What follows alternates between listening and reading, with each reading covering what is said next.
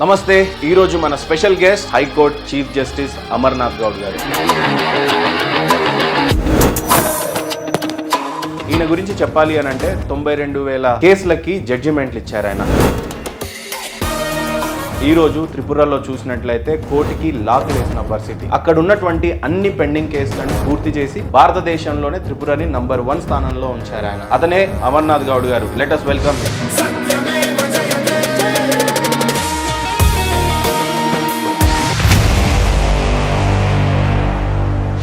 But how could it possible sir? 92,000 కేసెస్ని complete చేయటం, judgements ఇవ్వటం అనేది. నేను ఎవరికి ఇన్ని జడ్జిమెంట్స్ చెప్పిన తర్వాత ఏ రోజు కూడా గిల్టీగా గుండెల మీద చెయ్యేసుకోకుండా పండుకున్నది లేదు. I had my comfortable sleep and no regrets for whatever judgements I pass.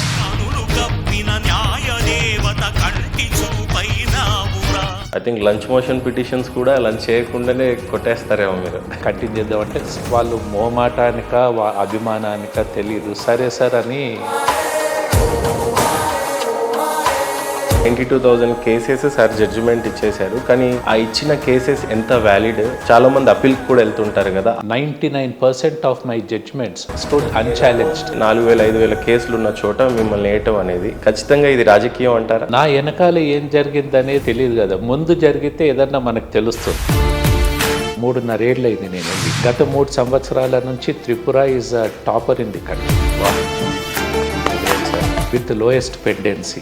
99% of my judgments are unchallenged. భారతదేశం మొత్తంలో చీఫ్ జస్టిస్ గారు, ప్రెసిడెంట్ గారు, ప్రధానమంత్రి గారు ఎవరి పవర్స్ ఎక్కువ అని బిలీవ్ చేస్తారు సార్? వీళ్ళు గొప్ప వాళ్ళు తక్కువ అనేది కాదు. అండ్ మన సిస్టమ్ ఎట్లా డిజైన్ చేస్తుంది అంటే each department though we call independent, each department is depending on someone else. High court judges ఎవరైనా పద్మశ్రీకి నామినేట్ అవ్వటం, అవార్డ్స్ పొందటం లాంటివి చూసారా? తెలీదండి. కోర్టుకి కేసెస్ లేకుండా లా కేస్తున్నప్పుడు why can't you nominate for a Padmasri?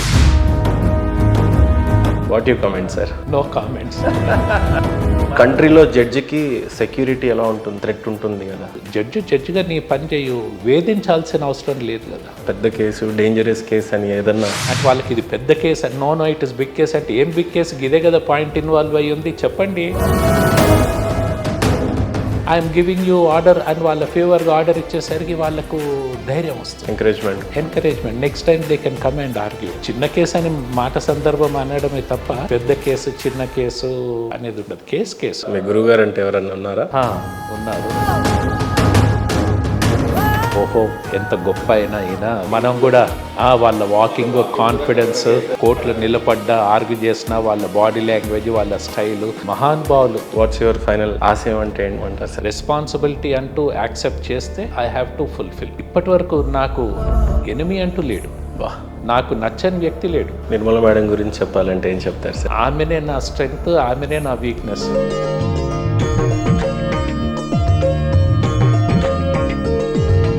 Love మ్యారేజా, అరేంజ్ మ్యారేజా సార్? Arranged marriage. ఒకటేసారి చూసి ఎస్ సార్.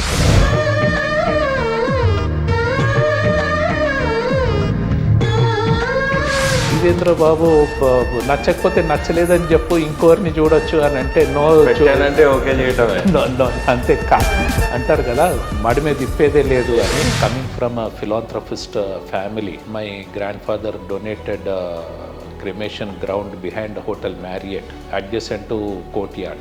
ఇది కోర్ట్యార్డ్ దగ్గర ఉన్న that land was grand father. Yes, and Mahatma Gandhi statue in Secunderabad MG Road at Paradise. Ordered to be made immediately after the assassination of Mahatma Gandhi in Italy. And it's a Panchaloha, first of its kind in the world. ఇప్పటిదాకా మీరు చెప్పిన assets అన్ని top లొకేషన్స్లో ఉన్నాయి sir. అవి మీ ఫాదర్కి చెందినయా, మీకున్నాయా ఇప్పుడు? లేకపోతే ఏంటి పరిస్థితి అసెట్స్ ఇప్పటివరకు ఏది అమ్మలేదండి. ఓకే, భగవంతుడు అండర్ యువర్ కంట్రోల్ సార్.